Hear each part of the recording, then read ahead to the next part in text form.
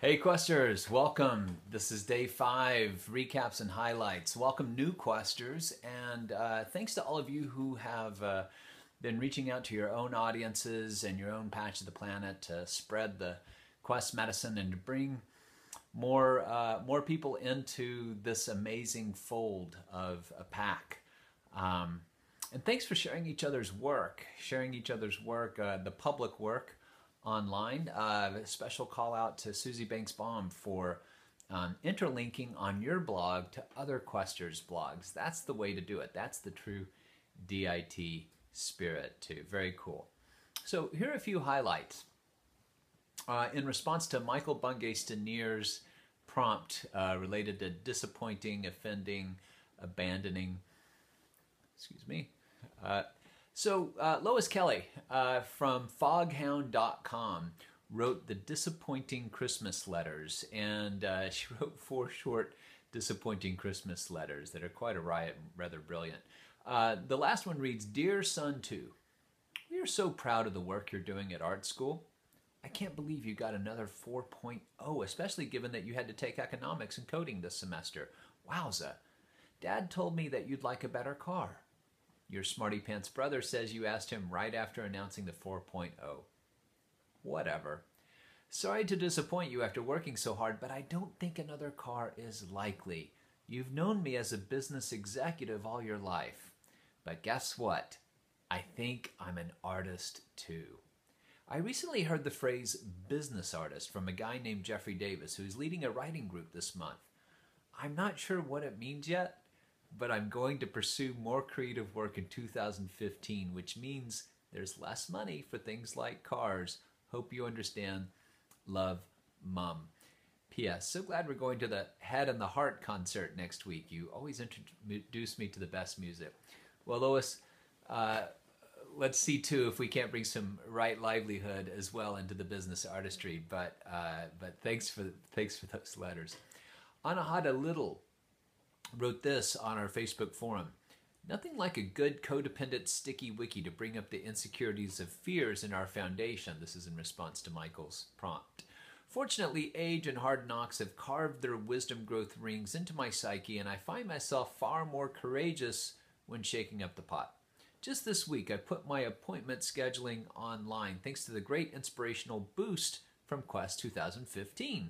For too long, I was concerned about the personal touch and what my clients might think about scheduling online with a credit card capture to avoid no-shows. I'm over it. There is one thing I know for certain. People spend their money where they want and do what they want, and it often has no regard for me or my practice. It actually has nothing to do with me or my practice. Stepping away from the over-personalized drama, I can see that my clients' patients make the best decision for themselves every time. These clients have been my best teachers. As I sat around all concerned, someone might be disappointed, offended, or upset.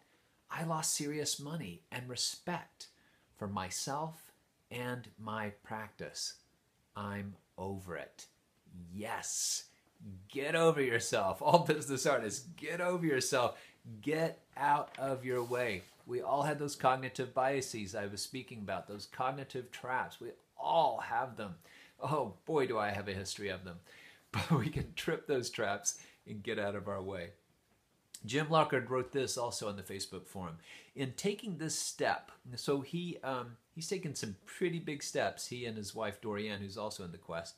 I am leaving the spiritual community I have led for over 6 years. Lots of hospicing going on there. He references a quotation on the forum that you should look at about hospicing the things in our lives that must die and midwiving the things that must be born. And so Jim and Dorianne are hospicing quite a few things in their lives, professionally and otherwise, for the next couple of years. I am also separating from a variety of roles in the larger organization in which our center resides. I am leaving committees and working groups that I've served for years. There are many people, this is the clincher, who would rather we did not make this move. So the process of separation becomes a dance of honoring their feelings and experience while moving ever forward on our own pathway. It is a very sacred process. I really appreciate those reflections. This is so true in brand transitions, by the way. If business changes a brand, you as a service provider or an artist may change. Lo and behold, many people don't like it when you change or when you transform. They would just prefer you stay the way you were, as they perceived you were when they fell in love with you. So, as a business artist, I don't want my audiences to fall in love with me. I stand in love with my audiences, and through whatever changes I go through, and this is true for you too, whatever changes, transformations you or your business goes through, your true audiences will stand in love with you.